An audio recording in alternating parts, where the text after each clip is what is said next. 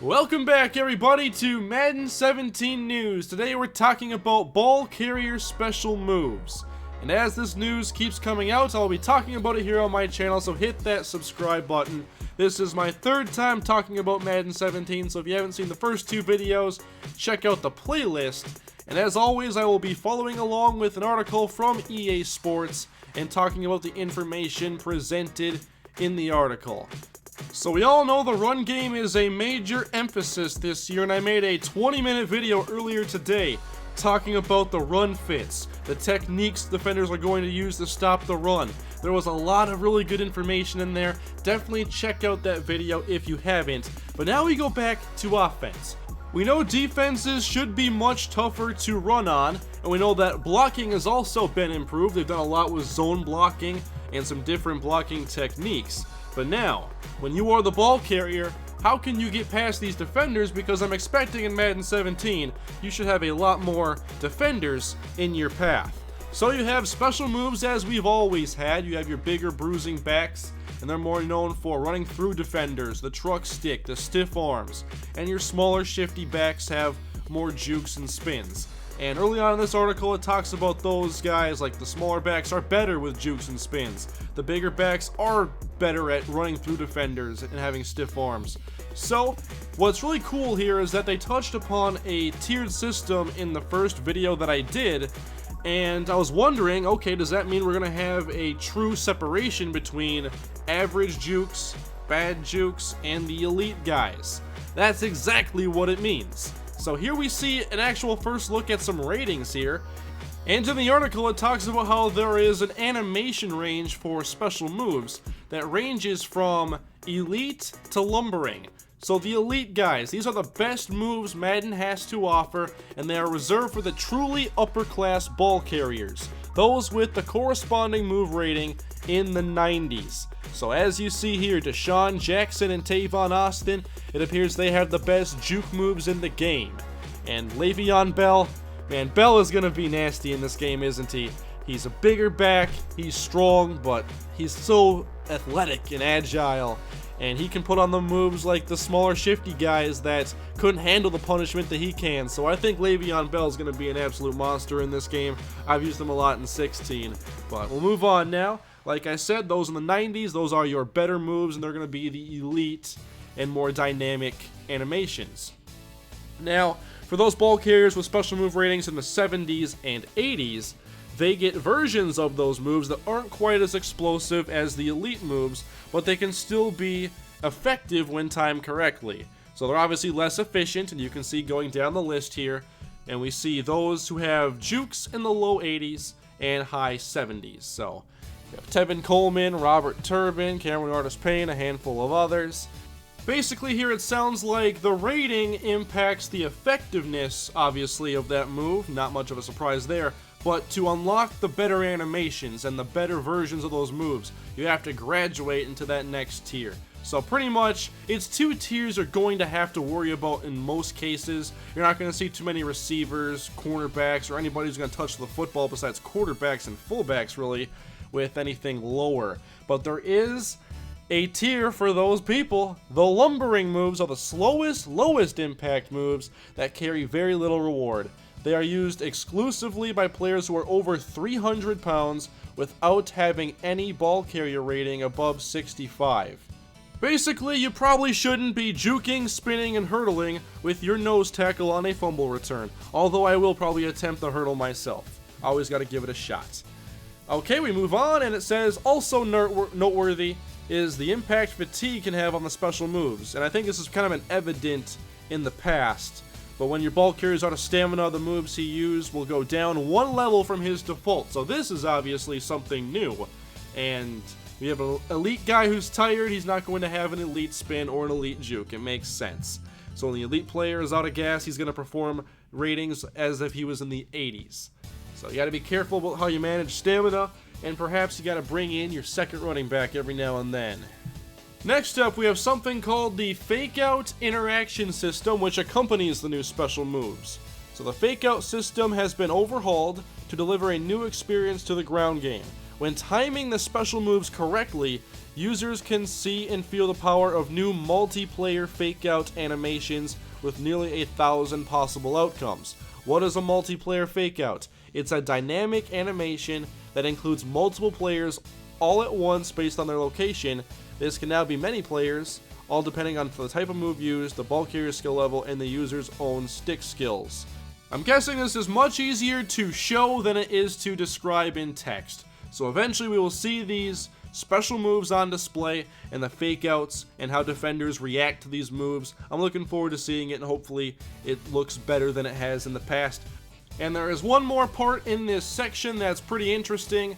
It's talking about how faking out these defenders and these moves are more than just about timing. You need to take into account obviously ratings, but also where is that defender coming from? And it mentions that hurdling somebody is going to have a higher success rate when the defender is directly in front of you as opposed to from the side, and that makes sense.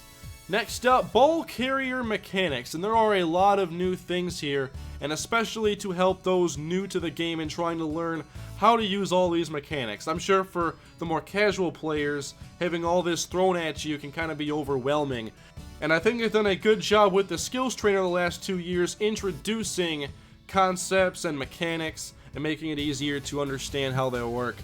But now it looks like in the running game there are 4 special move types: standard, speed, precision, and steerable. Standard moves are executed by simply pressing the button while not using either modifier.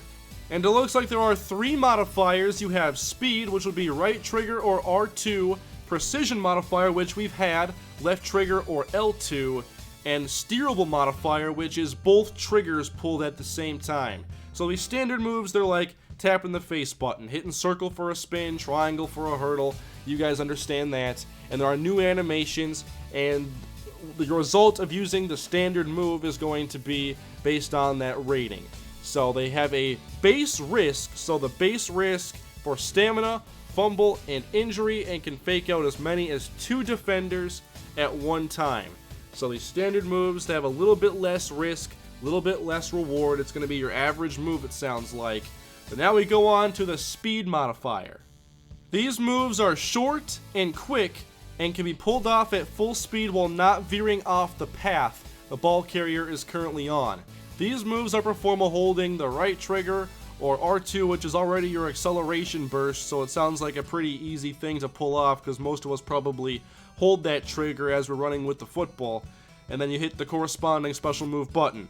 So the quality of the move is based on the rating with the animations. Users will now have to perfect the skill of laying off the gas pedal and mix in changing up speeds when running the football. Speed moves carry the lowest risk for stamina, fumble, and injury, and can fake out 1 defender at a time. So that is one of the new modifiers, and now the precision modifier, which we've been using now for a couple of years. These moves are longer and more deliberate than standard and speed moves, but can fake out multiple defenders at once. The better the running back is with his ratings, the more explosive the moves will be, and these moves carry the highest risk for stamina, fumble, and injury. Now, I've used the precision modifier quite a bit the last couple of years, primarily to celebrate, but also the jukes you can do with the modifier are huge, and you can make a lot of guys miss using them. And I don't really do much besides the celebration or the precision juke, but it has been pretty effective using players like Tavon Austin and stuff of that nature. So we're used to the precision modifier by now, but it's going to be a little bit different introducing the speed modifier and now the steerable modifier. So this one requires you to use both triggers. You gotta have your acceleration burst trigger and the precision trigger, and this one offers the most control to the user, having the ability to choose the direction of the move via left stick input. However, these moves don't use the fake out interactions. They instead influence the defender's pursuit angle. Steerable moves carry the base risk for stamina, fumble, and injury. Also, not all moves are steerable. The ones that are spin, juke, back juke, and truck, which it'd be awesome to back juke at an angle and then redirect yourself. I'm going to be doing that a lot. And then you have moves that are called utility moves, and this also requires the left trigger and right trigger. And the utility moves are your celebration run, so it looks like this will be slightly different than what we're used to, but it's still the 2 triggers plus A or X. Ball carrier give up, it's the triggers plus square or X. And then the QB slide, which is tapping square or X. And hurdling, which is not steerable. Both modifiers result in a precision hurdle. There's also a new mechanic in the run game that can be used on both offense and defense, tackle battles. Now this mechanic will come into play when a defender and ball carrier get locked up in a standing tackle, and a random face button will appear on screen. The first player in the tackle battle to hit that button wins the tackle battle. So for the defender, this means completing the tackle, and for the ball carrier, it's breaking the tackle. The size of the timing window and the frequency of tackle battles are determined by the ratings and styles of both players in the tackle battle. A bruiser running back is more likely to get a tackle battle with a linebacker than a cornerback. This is one of those things I just need to see, and I'm not sure if I'll like it, but we'll see once gameplay is revealed with it. Next, ball carrier accessibility and visual feedback. So there are a lot of things in here with the HUD that will help those that just want to learn the mechanics or beginners to the game. And this whole section kind of talks about how there are like special move prompts, like when you should use a button, it will give you a prompt on screen to let you know to hit it. And it will show you a path to where you should be taking your run on a given play because they're designed to go to a specific gap. And these can be toggled on and off, and there is special move feedback text so that it talks about your timing of the fake out window if you were early, late, or perfect. This might be nice just to practice a bit and just get a feel for the game. But for a lot of us hardcore players, we probably won't use these features, but they are there. There is also a setting in here called Assist that will have the CPU control these moves for you so that it's a little bit easier. But you can obviously put it on manual, which is the mode I'll be playing on. And in manual, you'll have full control of all ball carrier moves, anything you want to do, just like we're used to, whatever modifier, no visual feedback. And that's going to be for default All Pro and All Madden, as well as on online. It can be toggled on and off via the gameplay settings. So there was a little bit more to go into with kind of these assist features and the HUD. I'm not really going to go into great detail, but basically for help purposes and for newer players, they're going to have just HUD indicators like they've had for other mechanics introduced to the game that a lot of us probably haven't even seen very much of because you go on to the higher difficulties right away. But that's basically it for this article. There were some good things in here. I was more excited about the defensive gaps assignments and run filling, that type of deal. Like, that video was a lot of fun for me to talk about because I was so excited about those features. Now I am excited about these. And when we see gameplay, I'm excited to see the breakdown of the elite jukes, the elite spins, and the more average players. It's going to be a fun thing once gameplay comes out, and I cannot wait for that. But that is it for today. Please leave a like if you enjoyed the video. Let me know what you thought down below in the comments section. And if you want to stay up to date on Madden 17 and know about the news when it is released, subscribe to my channel and I'll be talking about more news here as it comes out. Still waiting on franchise mode, and I cannot wait to see what is in store this year. But that is it for today, guys. Hope you enjoyed. I will see you guys tomorrow with something else. Have a great day.